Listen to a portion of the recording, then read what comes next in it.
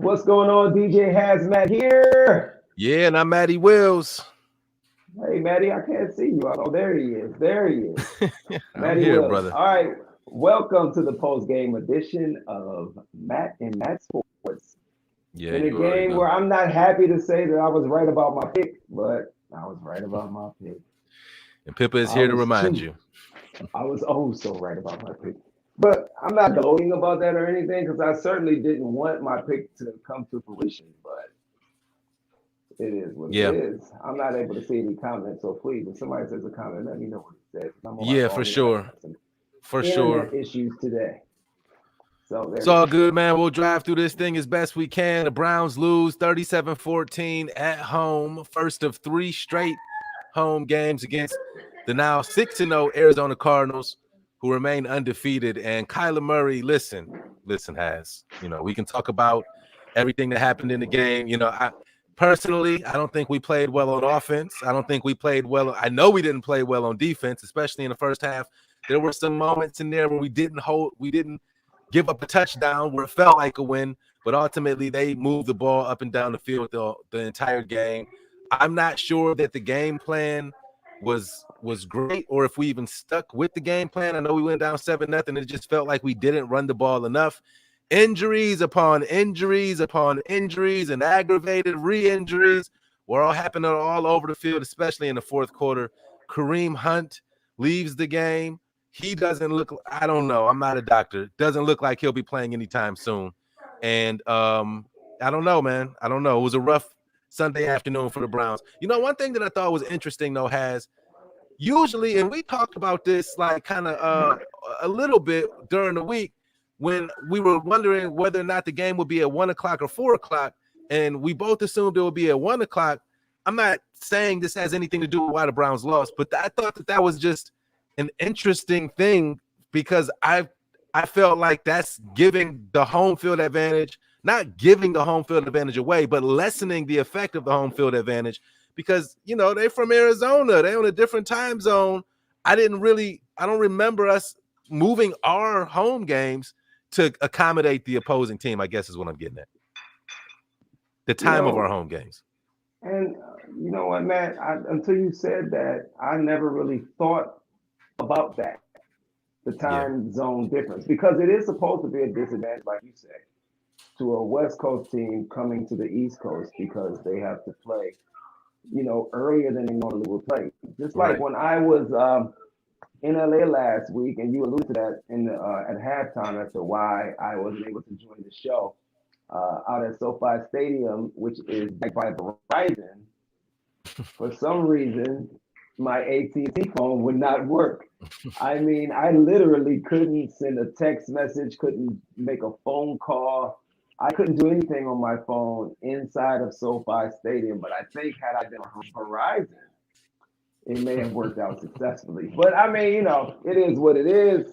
Yeah. That's what that was. But as far as that could have been a factor. But I mean, at the end of the day, you got to go out there and play a football game, man. Yeah, for sure. You got to put a game plan together, you know what I'm saying? And that is successful against a team that came in without their head coach.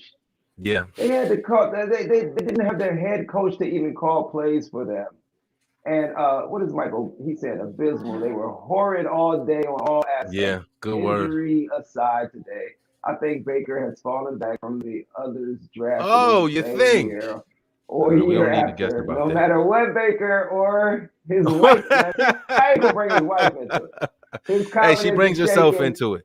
and maybe need to admit he might not be the guy. I have to. He said I've defended him left and right, but I can't anymore. Listen, Michael is done. That Can I respond to interception, absolutely. But let me just say this real quick. That interception that he threw was one of the worst NFL passes I've ever seen in my life. Go ahead. Respond to Michael Gibson. Michael, I feel your pain, sir. I definitely feel your pain.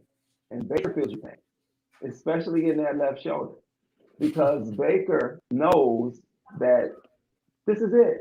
This is the year that he has to, because the year's still far from over. It's still a long season. We're 3-3 now. We're a 500 team. He has to earn that contract. that he wants to get. And I know he wants to get paid. I mean, he's not in a different boat than Lamar Jackson, other than Lamar Jackson is performing well and his team is winning. Neither one of those teams. Neither one of those teams. Well, I ain't talking about that. I'm talking about these guys playing for their contract years. Okay. Well, yeah, I think that factors into it. Baltimore didn't give Lamar the bag yet. You know what I'm saying? So no, absolutely, Lamar, I believe you. I understand what you're saying. So, he's gonna get it though. Right. So no, he's gonna get it, and Baker could get it as well. But I also think that the coach isn't helping Baker. The coach in the calls, we got to start looking at Kevin Stefanski and these play calls in these certain situations in games, man. Beating your head against a wall when you're in the red zone and it's 4th and whatever, and you decide to go for it, and Baker gets sacked. That has happened so many times, man. So you leave 3 points out there on the board. We have a good field goal kicker now, and you leave 3 points out there on the board. And then in the second half, you do it again. And I just don't understand when you need 17 points to win if your defense is going to hold them. You know a field goal is involved in that. So They held you, get the field goal, come back, live to fight another day. Now, Baker Mayfield situation, that play where he fumbled and fell awkwardly on his shoulder, and he went into the tent and did whatever magic they worked so he could come out and play again. I actually thought he wasn't going to come out again. But the fact that he did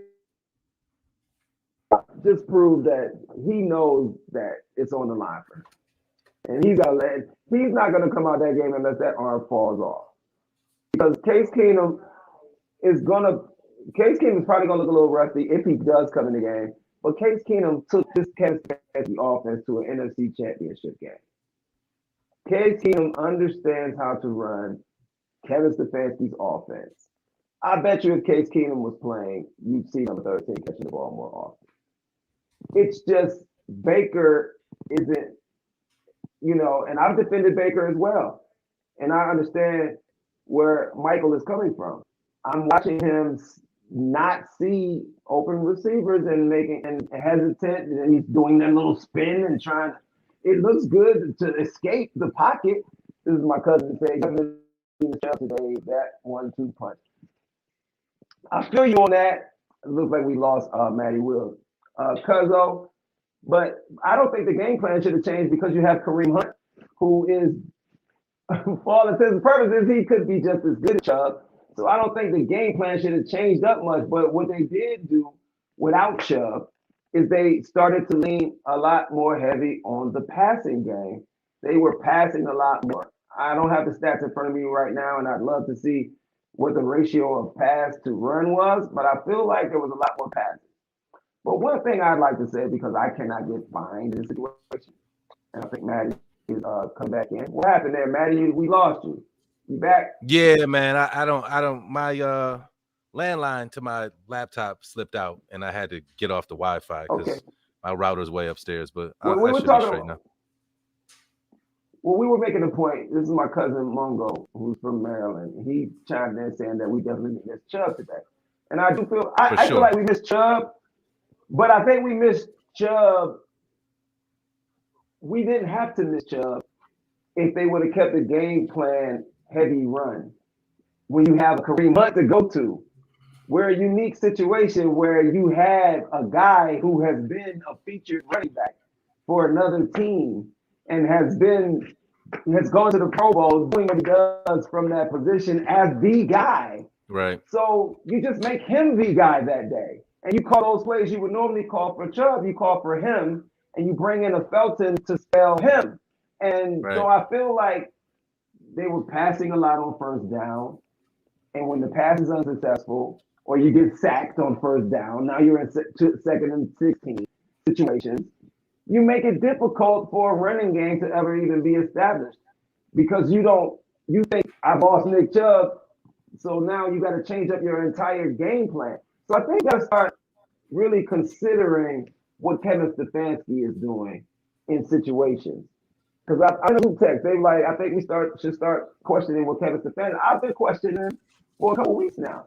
I started questioning him after the playoff win last year when we dominated Pittsburgh without him calling plays. I just think, why not let Van Pelt call the plays and see what happens? What do you have to lose?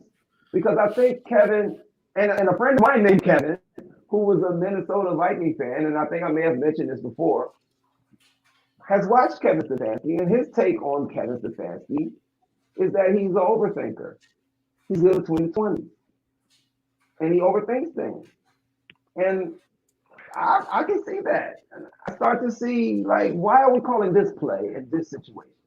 And when I look at it like that, it just makes me think, come on, man. Maybe you need to turn the playbook over there. Okay. Oh, no, just scored a touchdown. I got some better things. Yeah, I don't know if I got my phone, so I got a notification. Right. I don't know if we should expect Stefanski to relinquish the play calling. I don't know if he will. I mean, he won Coach of the Year while doing it. I know that that the old boy looked good in the one game that he replaced Kevin in, but Stefanski can hang his hat on the fact that he won Coach of the Year calling his own play. So I don't know if he needs to give up those duties, but I do know that the game plans need to be addressed, and I think just dumbed down a little bit. It seemed like last year the game plans were just a little bit more dumbed down. Like teams knew we were going to run it down their throat, and we came out the gate doing that. This year it seems to be this inclination to get Baker off early, and he lately hasn't been able to do it, whether it's the injury to his shoulder or whatever it is, chemistry issues that get highlighted every week between him and Odell, who had a decent game today and got hurt and came back in the game. He did have a big drop there late in the game, so we'll hear about that all week long. And I'm gonna be honest, man. Your boy. My boy. Your boy. After he got in the press conference said he will not drop another pass. Yeah. He said well. That. Okay, yeah, it was tough. He dropped it, man. I mean, and if we're gonna another drop. Yeah, we can highlight Baker's mistakes all day too. Yeah, exactly. Right. So everybody played poorly today. The coaches performed poorly today. The offense was terrible. Except for Donovan Peoples-Jones. You're absolutely right. He's the one man out of the 53 on that roster that can Kareem played well in the second half, though. It was shown early why we really need that dual threat at running back. Kareem can definitely be your A1, your lead horse running back on any team in the NFL. Nobody's questioning that. But what makes the Browns unique, and one of the things that I think kind of masks the things that our quarterback may not do very well, is by having that strong, solid rushing attack. And, we can't make light of the fact either that we didn't have a starting tackle in the game. And J.J. Watt had his way in the second half. And who was your boy on the right side on that line today? He going to have a long week. That film's not going to look good on him at all, man. People was in Baker's face all day. And, we can get mad at Baker for holding on to the ball. The thing is, you have to run the – well, okay. Right. I understand that. But if you're not calling pass, I understand that. Heavy pass. I understand that. But you have to admit, at least in my opinion, when we do call pass plays, Baker has to make quicker decisions. I don't know if it's that he can't see over the line all the time, and that may be delaying his chance to get through all of his reads and progressions, but he seems to hold on. When you watch other football games, the good quarterbacks, they don't hold on unless you're Lamar Jackson, okay? Kyler Murray, an athletic running quarterback, much like Lamar Jackson. Lamar Jackson got sacked several times today, holding on to the ball. Absolutely. I mean, they ended up dominating a Charger team that was flat. Now, the Chargers, they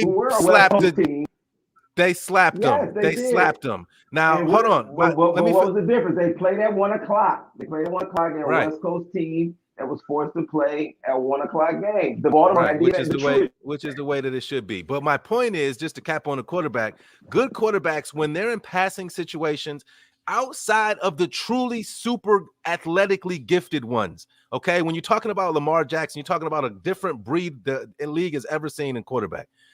The good ones get rid of the ball. They take their three-step I've drop seen this before. and they get rid of the football. Baker doesn't get rid of the football. His fumbles, you can argue, are on Baker. If the throw is not there, throw it away, scramble out of bounds, slide. All the good quarterbacks do that. They don't do what they don't get sacked from behind and drop the ball over and over and over. They don't do that. That's been a recurrent theme with Baker these last few weeks. They probably didn't have a torn labrum when they were trying to hold on to it either. Listen, a torn labrum don't got nothing to do with the quarterback clock in your head going off, telling you when you have to get rid of the football.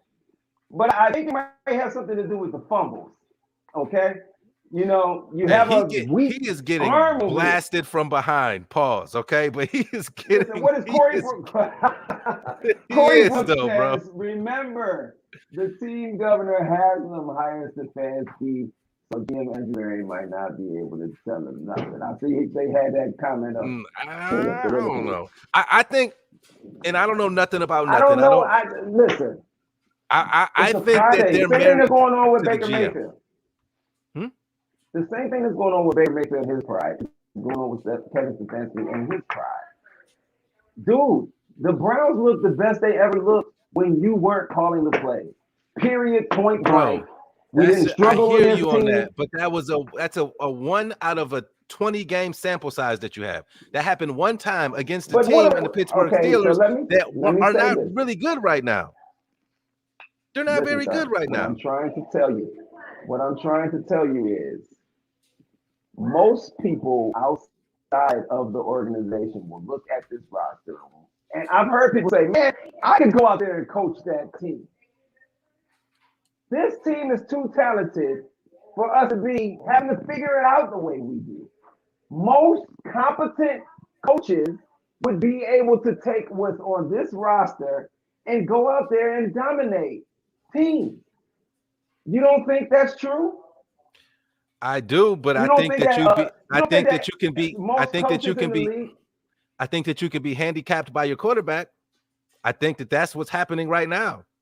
I have more faith in Stefanski than I do Baker Mayfield. Okay, I understand. Let's use that as a factor.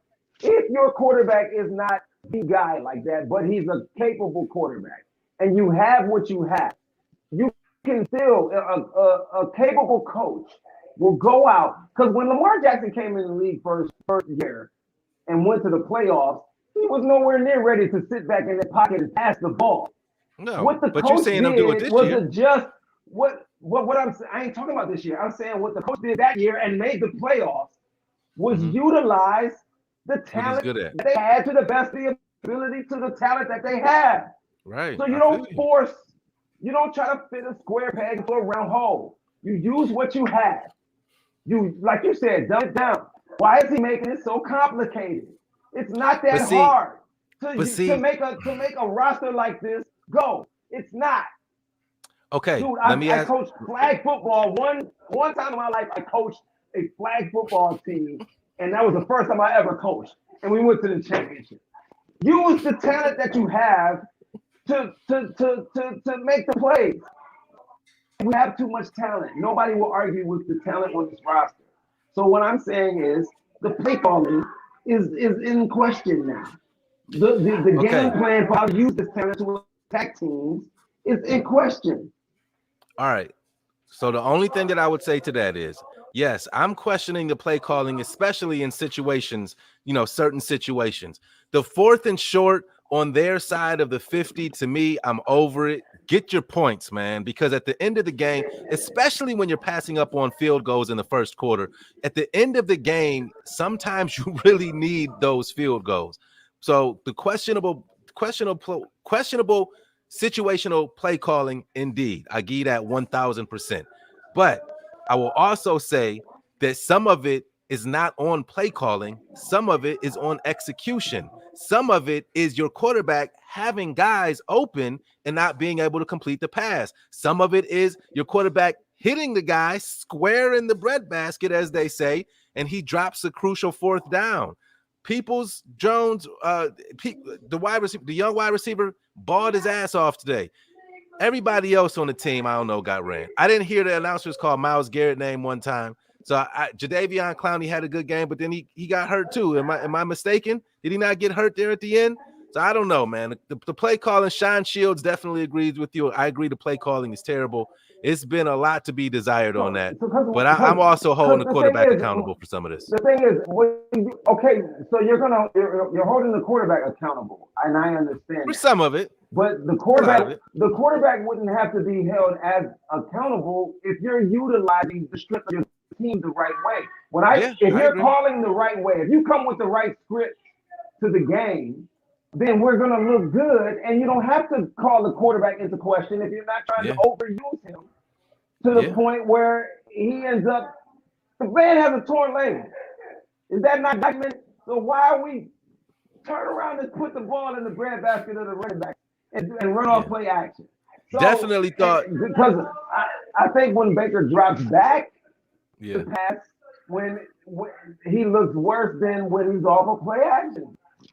Yeah. And you're setting him up for failure. If the quarterback is limited, you're setting him up for failure. Right, but see, that's the first time I've ever heard you say if the quarterback is limited, which means that you are starting to lose faith, which means that you are starting to lose a little bit of faith in that Baker Mayfield. I will say, just in response to what you just said, I would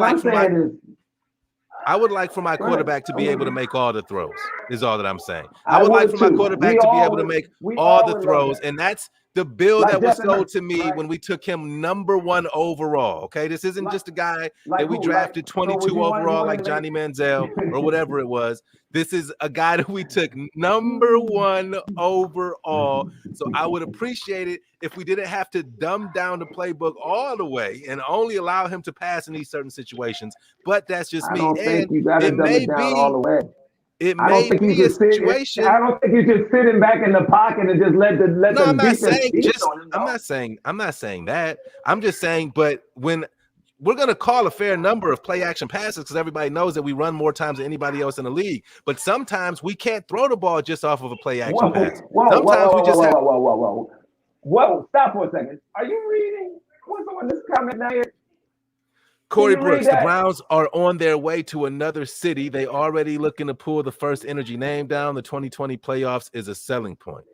The Browns will never leave Cleveland. Not ever. There's a 0% chance of that happening a second time. I mean, I guess I can't say zero because it happened once before, right? But I just can't see it happening again, man. They'll burn the city down, bro. Corey, I just came back from Cali. I need to go wherever you went. Because I came back with a little something, but you got the good stuff, apparently. Because good Lord, bro, please holla at me because I need to get on your level, bro. You better get all kinds of DMs. All right, man. All right. Listen, we're mad. The Browns are 3-3. The ugly game, home game. We got 2 more home games. The next game is this Thursday against the Denver Broncos. We can't lose that game. Fam, if we lose that game, I don't know. We might. It's sounding like we'll have Jarvis back. From what I've heard, we may have Jarvis back. Odell came back into the game today, so maybe we can get the Jarvis and Odell effect, which we haven't seen enough of since they've both been in Cleveland. But it don't look like Hunt's going to be able to go, so we're going to need Chubb. And I will just say, too, just about today's game, Dearness Johnson 1 carry. I don't know, man. I mean, that just kind of goes to the point of what we've been talking about. Dearness Johnson should have had way more than 1 carry. I like Dearness Johnson. Yeah. I'll just put that 1 carry. 1 carry. I will put that on record. I like Dearness Johnson. Okay?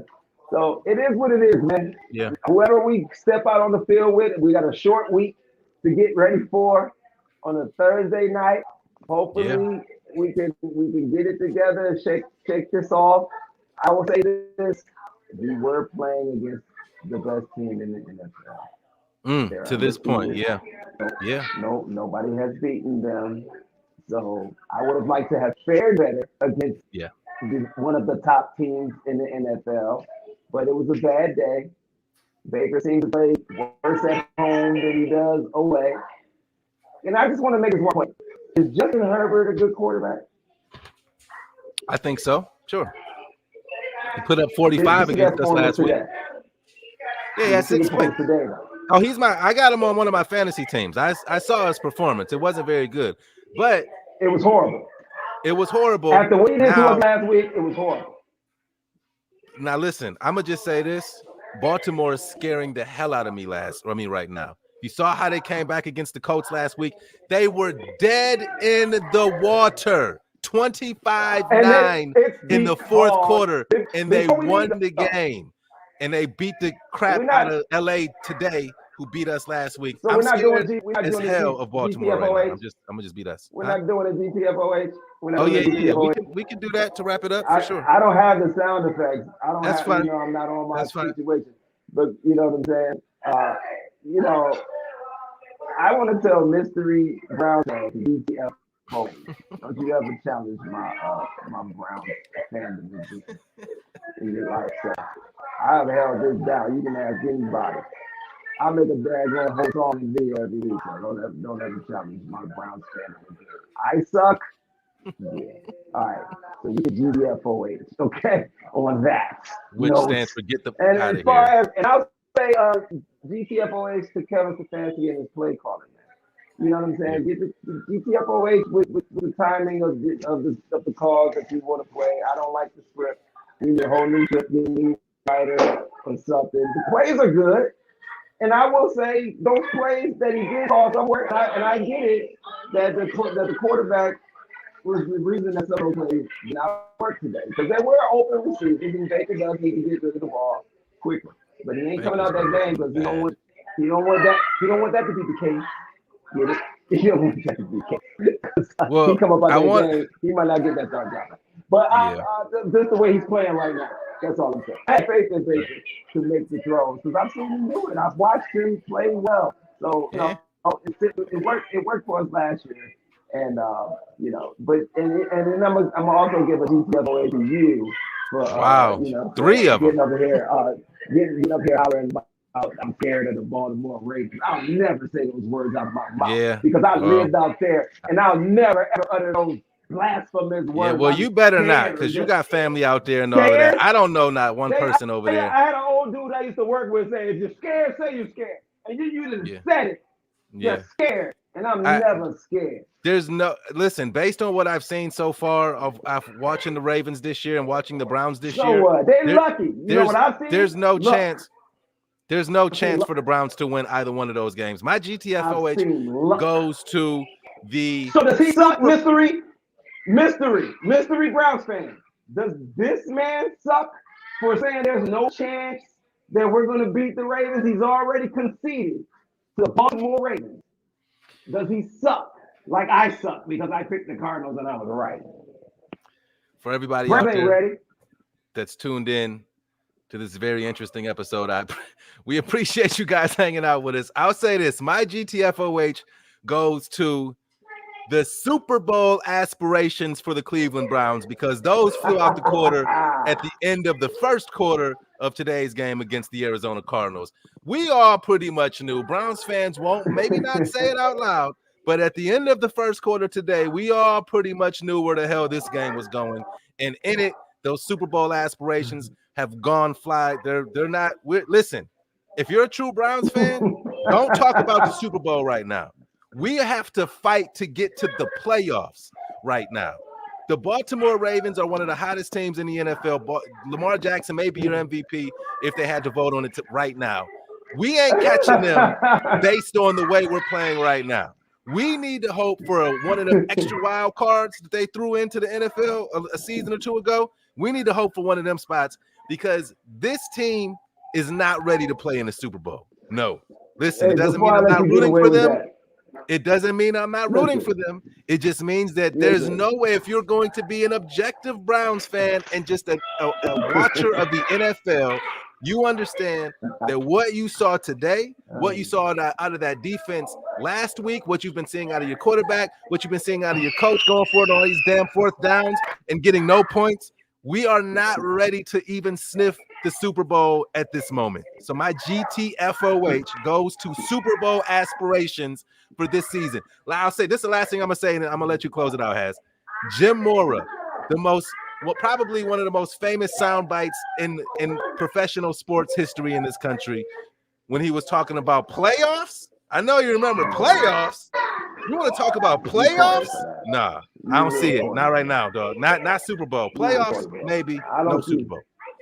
That's it. You know what? I don't see playoffs right now either because there's 11 weeks left in the regular season. So I ain't thinking about the playoffs.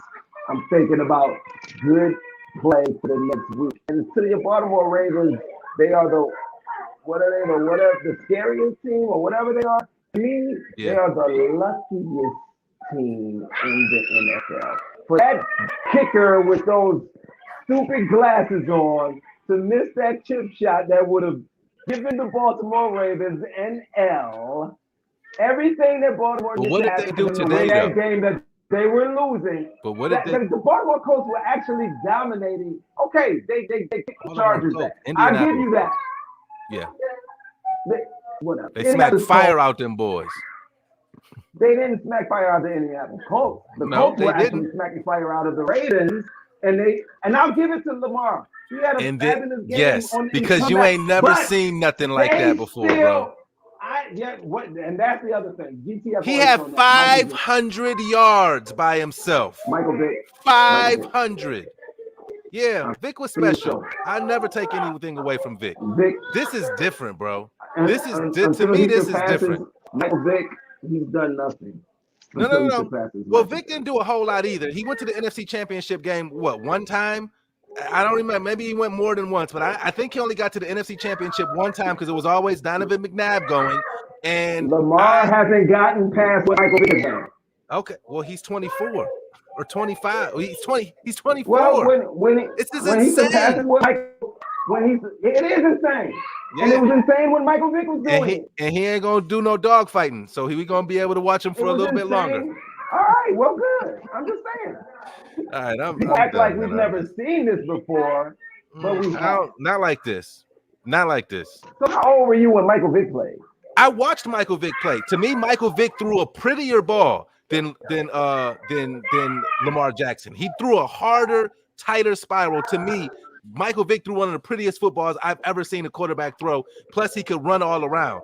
But the way Baltimore is utilizing Lamar Jackson is different, man. It's different. It's just different. I don't know. It's just different. Maybe it's recency bias. I'll give you that.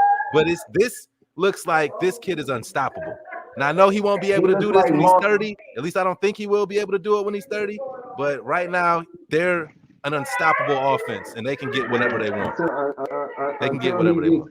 Until he gets past the division round of the playoffs. Yeah. I feel you.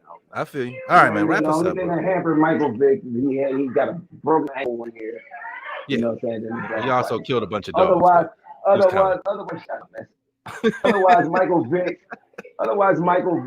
Remember when he came back in the league, though? He was balling with Philly. He went to Philly. Yeah. Come on, man. Michael Vick was the truth, and Lamar Jackson tailor-made his game after Michael Vick. So until he surpasses Michael Vick, I can't give him that.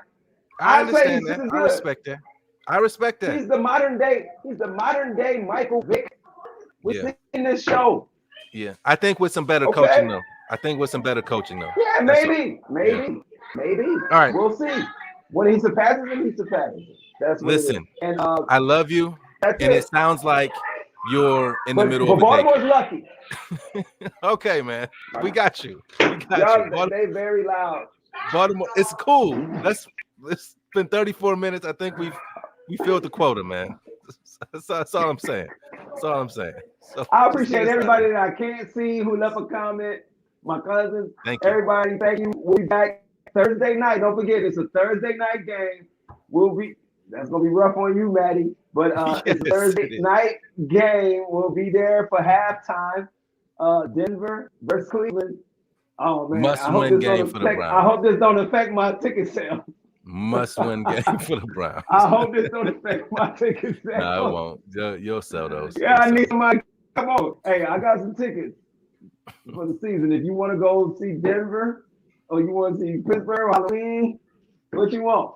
Come holler at me. You want to see Lamar when they come to town? Holler at me. I can get You you walking a in. fine line right now, brother. I gotta pump it up now. I feel before you, it's too man. late. We go the other way. I'm gonna laugh at this. I ain't even gonna get upset this time. I'm gonna make a song about it and laugh. Go Browns. I love y'all. Looking forward to hearing it. We'll see you guys Thursday. Appreciate you.